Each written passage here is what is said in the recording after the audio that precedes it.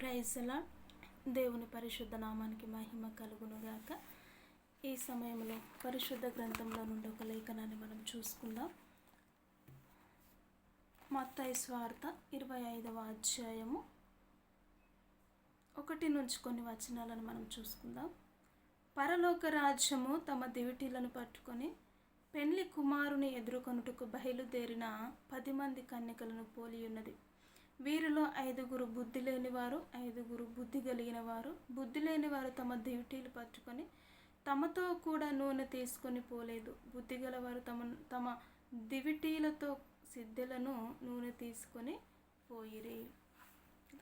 అంత్యకాలంలో దేవుని రాజ్యము, పరలోక రాజ్యము దేనిని పోలి ఉన్నదని మనము గమనించినట్లయితే, ఒక పెండ్లి కుమారుణ్ణి ఎదుర్కొనుటకు వచ్చిన బుద్ధి కలిగిన కన్యకల వలె, బుద్ధి లేని కన్యకల వలె పోలి ఉన్నదని మనము చూస్తూ ఉంటున్నాం.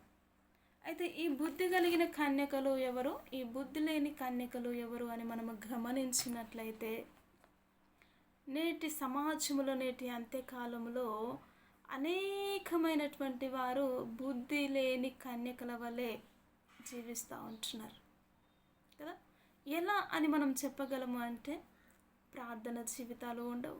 దేవునితో సహవాసమును కోల్పోయి వారు ఆదివారపు క్రైస్తవుల వలె లేక ఆచార భక్తుల వలె జీవిస్తూ ఉంటున్నారు. ఈ బుద్ధి లేని కన్యకలు ఎలా ఉన్నారు? బుద్ధి జ్ఞానము కలిగిన కన్యకలతో సహవాసమును చేశారు, కానీ వారిలో ఆ వెలుగును నింపుకోలేకపోయారు కదా. ఆ వెలుగును నింపుకోలేక దేవునికి ఆయన రాకడలో వచ్చేసాడు. ఆల్రెడీ వచ్చిన సమయంలో వారు వెతుక్కుంటున్నారు. నూనె లేదు, నూనె తెచ్చుకోవాలి మనం. ఆ సమయంలో యేసుక్రీస్తు వారు వచ్చిన సమయంలో నూనె లేదు అని వారు అటు ఇటు పరుగులు తీస్తూ ఉంటున్నారు. అప్పుడు యేసయ్య రానే వచ్చాడు. ఆ బుద్ధి కలిగిన కన్యకలను, జ్ఞానవంతురాలైన కన్యకలను తీసుకొని వెళ్ళాడు. అప్పుడు వీరిని గూర్చి అంటున్నాడు, మీరెవరో నాకు తెలియదు అని అనినప్పుడు, నిజముగా దేవుడే ఎవరో నాకు తెలియదు అన్నప్పుడు ఒక మనిషి జీవితము ఎందుకండి? కాబట్టి దేవుడు మాట్లాడుతూ ఉంటున్నాడు, జ్ఞానము కలిగి నడుచుకోవాలి. ఈ యొక్క అంత్యకాలంలో